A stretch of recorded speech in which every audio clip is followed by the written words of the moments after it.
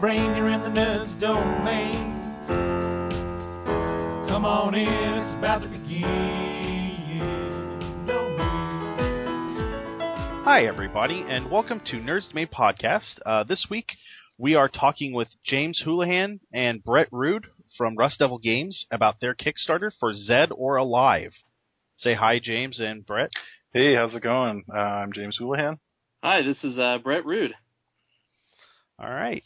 And so we'll go ahead and start with really, really important basic questions. And these, I want you to really stop and think, because these kind of build up your cred or completely ruin you.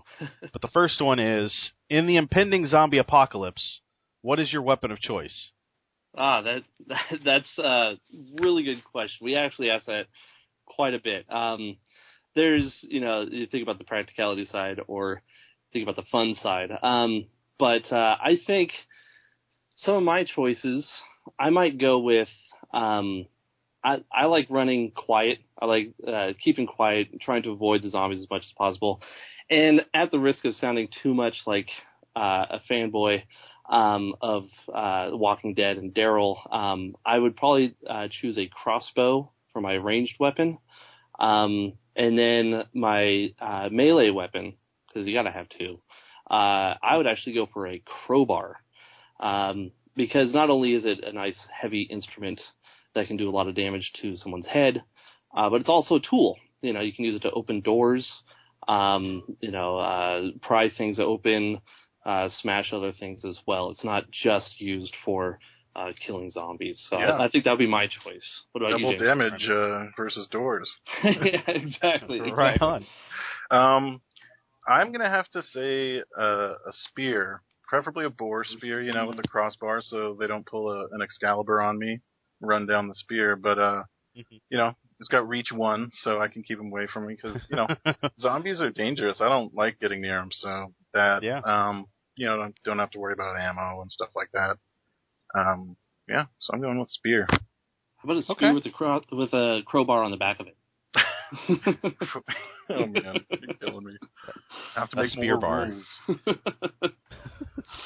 Okay, so second question. Given all the sci-fi that you know, what planet do you most want to visit? I actually have always had a thing for for Tatooine. That's obviously a very front end planet everyone knows, from the Star Wars series. But I've always liked the desert. I've always liked tooling around in the desert, and it's just always reminded me of that Southern California desert. So that's me. And the Sarlacc pit is awesome too.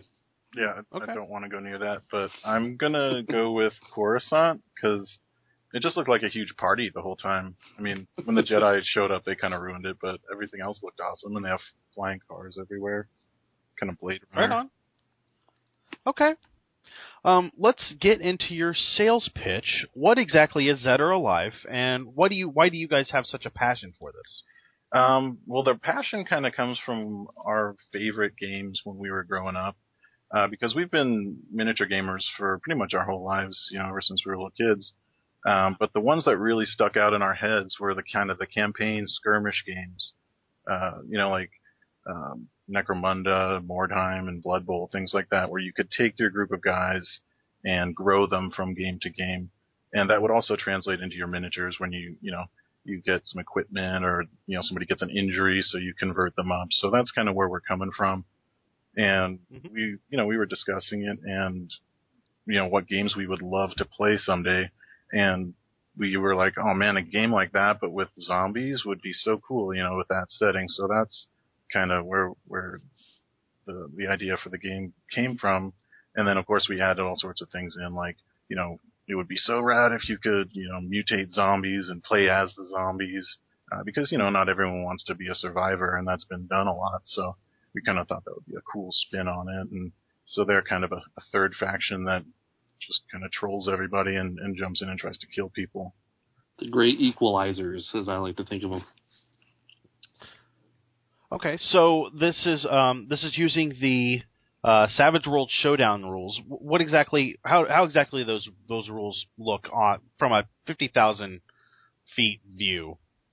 Well, anyone who's familiar with Savage Worlds would pick them up really easily. It's basically a streamlined version of the Savage Worlds rules, where you're using, playing card initiative, so everything's really, kind of mixed up and chaotic, and very simple, easy to understand stat system, where, your stats are based on die types, so it's, die 4 through die 12, and it's got a cool exploding dice mechanic, so if you roll, if your stat is a die 6 and you roll a 6, you get to keep rolling until you stop getting 6s.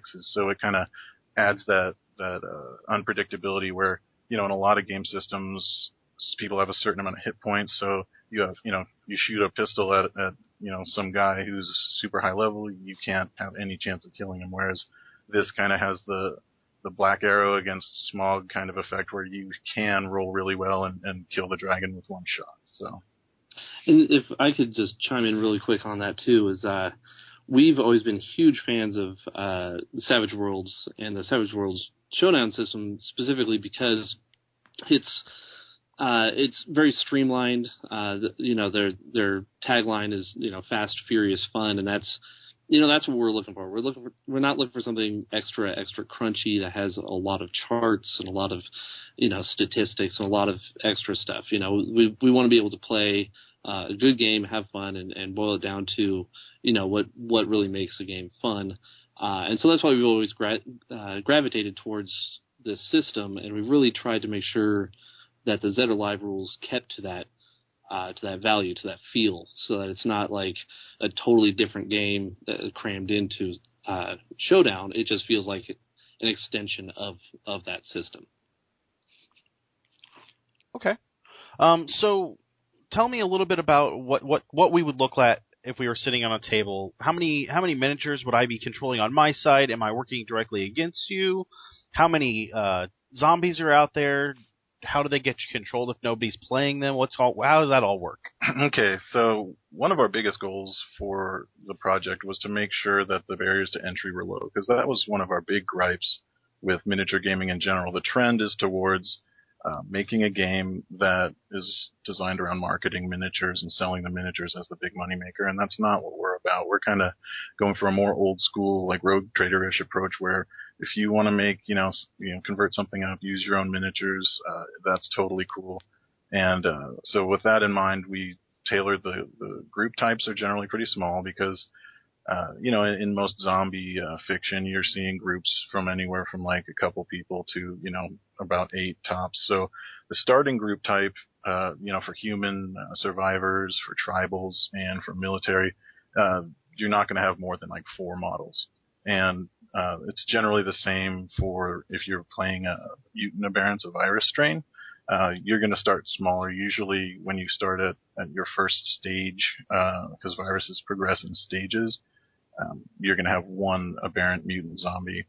And as far as the shambler zombies, it can really depend because you're going to roll on a virus density table at the beginning of every battle, because when it comes down to it, the zombies are basically sort of like part of the terrain. I mean, they're a particularly dangerous part of the terrain, but they're just part of the landscape. It's just, an accepted truth. So you're going to have anywhere from 1 or actually half of the number of survivors on the table. So if you're having a standard game of 4 on 4, you're going to have 4 zombies on the table. And of course, if you roll really, really poorly, you could have as many as 20. And that's just a start. There's various ways that additional zombies can jump onto the board. But we wanted to keep it so you're not fielding, tables of, 100 models and breaking the bank just to play the game. And there are, I noticed in the Kickstarter, there are a bunch of links towards the bottom that list a bunch of companies that you suggest getting miniatures through. So the entry might be 4 or 5 miniatures plus. Even with the zombies, you can use tokens. Is that right? Oh yeah, theoretically you could use tokens for anything, and that's one of the first additions for the early pledge levels is a set of figure flats. But yeah, we have a group of a little over a dozen miniature companies that we were fans of their figures, and we were like, oh man, it would be awesome if we could use shots of these figures for our book. And we contacted them, and they were all super cool and gave us the go-ahead. So and a couple of them, like Tengu and Secret Weapon, were kind enough to shoot us some free stuff, so we painted that up and got it in the book, and yeah, it's been really cool. Excellent. So you have already funded. Looks like you funded 3 days in. Is that right? Yeah, this is day 3. We started at midnight Friday night, so Saturday, and yeah, we just hit it today. I was at work, and one of my coworkers was like, "Hey, you funded!" So that was really awesome. Right on. Yeah. And so that funding automatically opened up the UK setting, right? And it looks like you have some more settings coming up to open up overall. Can you give us an idea of how those are going to be different from the base rules? Yeah, I mean, the base rules aren't going to change a whole lot, but it will be providing basically everything you need that's different for that setting. So it's going to vary. For UK, obviously, the weather's going to be different. I spent 4 years living in London when I was little, so I've got some first-hand experience there. And from there, you're going new loot tables, obviously, because UK, they've got some pretty stringent firearms rules. So melee weapons will probably be the order of the day. And, we're going to be also pulling the supporter base if there's anything they want to see. We'll probably be trying to put in some new mutations for aberrants, and at least one new confrontation type. Those are our scenarios, and this one is going to be pretty robust. We're going to, without giving too much away, we're going to be doing something to do with the underground, so it should be pretty awesome. Okay, and then you have Pacific Southwest, Africa, Russia, South America, Japan. Those are your next, 5 stretch goals? Yeah, we're going to be doing a poll because certain ones are going to be more popular than others. So we're going to do a backer poll and see maybe which one we will bump up to the next one, depending on how quickly they start getting eaten up. Okay, excellent. So what can you tell me about your company? How long have you guys been around, and what kind of gaming experience do you guys have? Oh, man. As a company, we officially formed in 2012. We were all at this event in SoCal called Wasteland Weekend, where it's basically a 4-day party in the desert where it's all Mad Max themed, and you have to, I don't want to turn it into a commercial for that, but it's pretty amazing, and we had a blast. But the real trick was that we were doing a road trip down there, and the whole time we were talking about gaming, and that's where this really all started. Was this, what if kind of, oh, that would be such an awesome game. And on the way back, we said, you know what, let's do this. So, we had our smartphones with us. We busted those out and got the domain names. And a week or so later, we were set up as a local business, and it just took off from there. As far as gaming experience, we're all lifelong gamers. Personally, I worked on the Modern Ops miniatures game for Pinnacle. It's another Savage Worlds showdown skirmish game. It's set in kind of a modern Tom Clancy-esque kind of a thing. And after that, I started working in the video game industry for LucasArts. I worked on Star Wars Galaxies, Star Wars The Old Republic, and a bunch of other titles there, Force Unleashed and things like that. Then I moved over to Tryon Worlds, working on Rift and Defiance, and now I'm at a mobile games company called DNA West. So, not direct tabletop gaming, but it definitely helps out. And that's actually where James, John, and I all kind of met. I mean, I've known James forever, but John also worked at LucasArts, and I worked at LucasArts as well. So we all kind of bonded over there. And then, we got into that Wasteland Weekend thing, went on that road trip, and that's, again, where we formed this triad all from Lucas to form this company. And it's been going really well ever since. Excellent. So what can we expect from the future? You've got some stretch goals out there. After this Kickstarter is over, is there going to be further support? Are there more, books that you guys want to put out, or more PDFs to support this? What do you have planned? Yeah, absolutely. we've got some pretty grand plans, and we tried not to get too far ahead of ourselves. But we do have our first expansion planned. We have at least 2 games after that planned. We've got a ton of stuff we'd like to do. As far as support for the game, we're definitely going to continue to support it via, our website. One of the cool things about a skirmish game is you can just release a new scenario for it, and that kind of opens up a lot of replayability and things like that. So we'll be doing new confrontation types, through our blog and through the setting packs and things like that. And then we've also got our first expansion planned. I don't think we've actually released any info about that, but it's going to be called Motor Zed, and it's going to be kind of more vehicle and settlement building focused. So kind of, I don't want to say like an end game thing, but it's, for more advanced groups that are kind of, they've kicked everybody's butt and they've got a cool car and they're ready to do some cooler stuff. Okay. All right. Well, where can we see you in the next year? Will you be hitting any conventions? Yeah. Or setting up tables anywhere? Yeah, our first con we've got planned is KublaCon, which is in the San Francisco Bay Area. We're running, I want to say 2 days worth of demo events, which should be 4 games total. So I don't know if registration's open for that quite yet, but that's where we'll be in the immediate future. Okay. No Gen Con or PAX East or West? Depending how well things go with the Kickstarter, we very well may. But it's been pretty small so far, so we're trying not to get ahead of ourselves. Mm-hmm, mm-hmm. Okay. Well, looking at the Kickstarter, it looks like for just $5, anybody can pick up the PDF copy. Mm-hmm. And then Exactly. the $30 is a full printed copy. And if I'm to understand correctly, you guys already have all the rules worked out and ready. It's just a matter of getting it printed is what the Kickstarter is all about, right? Yeah, that's correct. We wanted to make sure we came to the Kickstarter with something in hand, because if there's one complaint I see about a lot of Kickstarters, it's you show up and you're like, I want to do this, and that's all cool, but it's tough to get people sold on something, when they haven't seen what you can do. So we wanted to make sure we came with something in hand to say, here's our game, it's good to go, and we're in a situation where we can't afford to make a print run just because it's pretty pricey. But we also wanted to make sure at the $5 level you can buy the game and check it out, because we understand piracy is going to be an issue, so we want to make it easy enough to get that people aren't going to be running to the internet and bogarting it.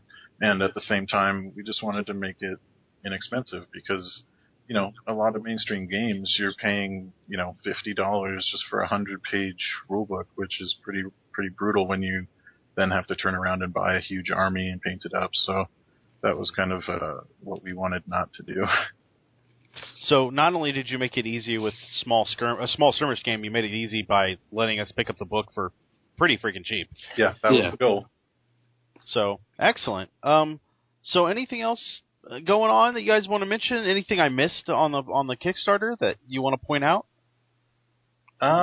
I think we covered pretty much everything. Okay. The main group type, so I can go into that a little bit. Because Absolutely. One thing people have been asking about is you've got your main human survivors, which kind of run the gamut of the everyday people you're going to have. They have access to an everyman who's kind of just your regular Joe Average. You can have a veteran who's kind of they're like the tough guys, former cops and bikers and stuff like that.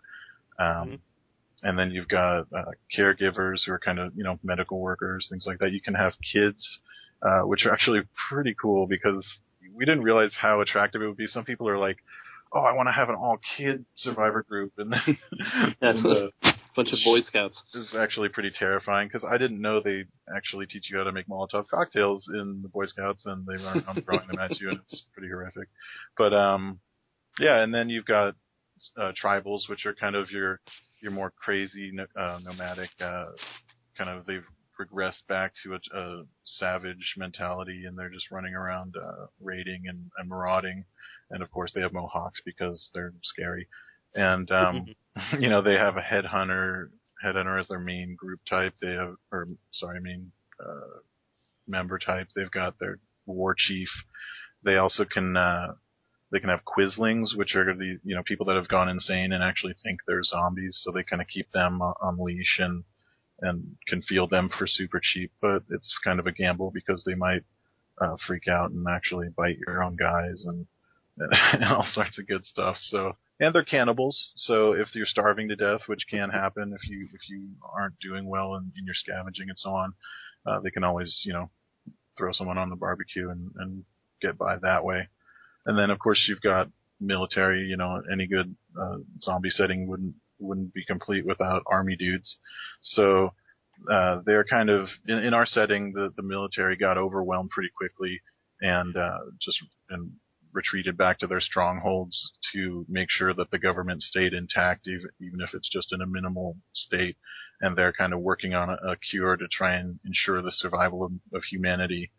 They're not putting too much stock in mainstream survivors. They're using them as bait to kind of track movements and things like that. So the military groups are kind of seen as this boogeyman type of thing, where if you see them, don't go near them because they're just going to blow your head off because they don't want to catch anything from you and so on. So they have a wholly different between game mechanic where they've got their own missions. They have supply drops, which can be intercepted by other groups. So it gives other groups an incentive to go after them. Sometimes if you see a supply drop with a Humvee, you're like, maybe this is worth it. So they've kind of got their own thing going on, and their mission types can vary. Sometimes they need to collect samples from different aberrant, the mutants. Sometimes they're just out there to kind of cull the local human population, stuff like that. And I also wanted to chime in right after James with the survivor types. We were talking to a couple local gamers about the game, and their eyes were like dinner plates the second we really mentioned that you can play as the zombies, and you can actually mutate your own strain of the zombie virus. So, without giving too much away or describing it in too much detail, you're not going to be playing as this is my one zombie and this is my other zombie. You're actually playing as the virus itself. So if that zombie dies, that's fine because you've got plenty more that you've infected, and your virus is evolving and changing. And they started, asking me questions, if I can make a creature from this movie, or that movie, or this video game, or that video game. I said, yeah, all the rules are there. You can make those creatures. They'll all technically be zombies, and they're all going to be doing their thing, and they're going to be just as scary as, actually scarier than most of those creatures in those movies and those video games, and you get to control them. And there's something very cathartic about hunting down these other survivors and using your shambling hordes to hunt them down and eat them and evolve. And we've had a lot of fun with that, and I think that's definitely.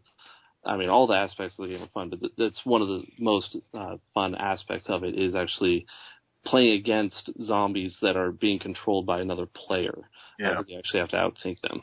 Brett's a zombie guy. yeah, a bit of a zombie fan. And yeah, actually, that touches on one thing I think that you had asked about that I kind of glossed over, which is how the shamblers are controlled in the games, which is basically they're kind of, as I mentioned, they're kind of part of the terrain. So they're going to be controlled by the game system. At the end of every turn, you do the shambler turn. And we've got some pretty streamlined rules for that. So, that was one of our big fears was, okay, you're going to have a bunch of zombies on the field, and if nobody's controlling them, is this going to slow the game down and make it just a bore to play? So that was a top priority for us, and I'm glad to say we got it done. And we have a pretty cool system for how they move around, and without getting, boring everyone with the details, it's based on mostly sound. So it's actually really cool to see it play out in the game. Because, as we know, zombies are generally attracted to loud noises and sounds. So as you're playing through, you're in a situation where, man, I got a shot on this guy, and my guy's got a hunting rifle, but there's a zombie around the corner that hasn't seen me yet.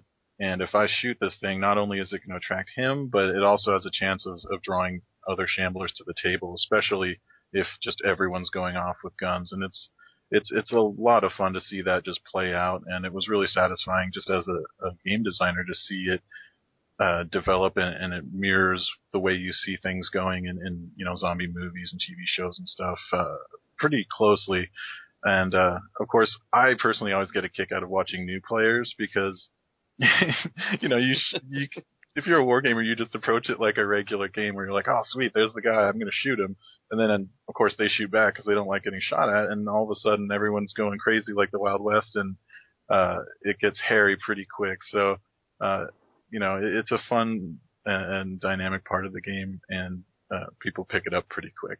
Usually it doesn't take more than 1 or 2 games to figure out that or half a game, as we learned. Depends.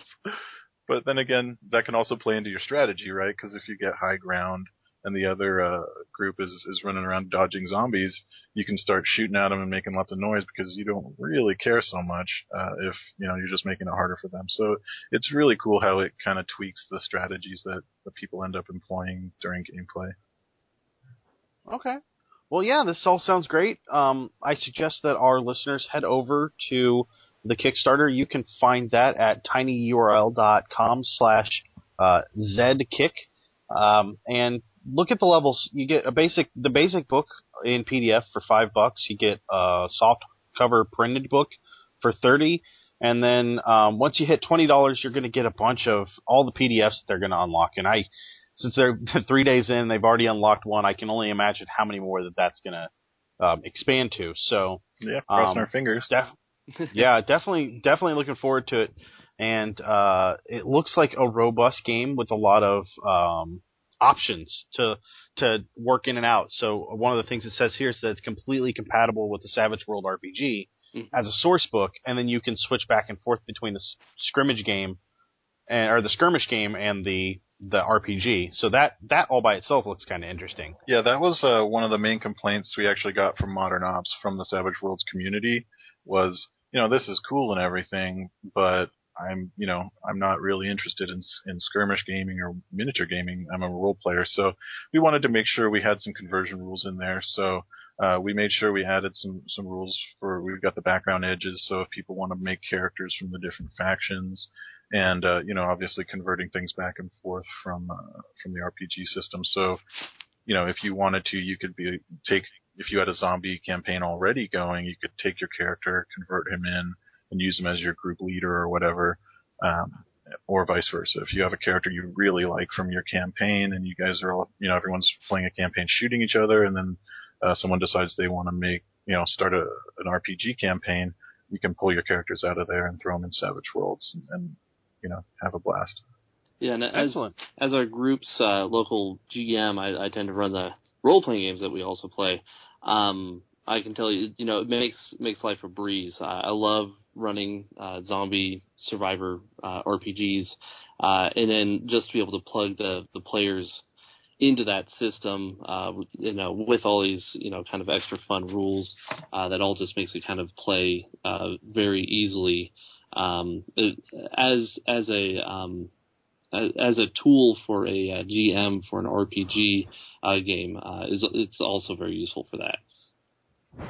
Excellent. Well, it looks like you guys have 27 days left, and I wish you the best of luck. It looks like there's a lot of stretch goals there available, and I hope that you have to figure out some more. Yeah, me too. Yeah. Thanks very much. We appreciate you having us. Yeah, thank you so much. And that will do us tonight for Nerds Domain the Nerds Domain podcast. You can find us on Facebook and Twitter, like always. You can find the guys from Rust Devil Games over on Twitter at Rust Devil Games and on Facebook at facebook.com/RustDevilGames. And then you can head over to their website at Zed or Alive and check out that stuff there. And once again, you can find the Kickstarter at tinyurl.com/ZedGames. And thanks, guys, for coming on. All right. Thank you so much.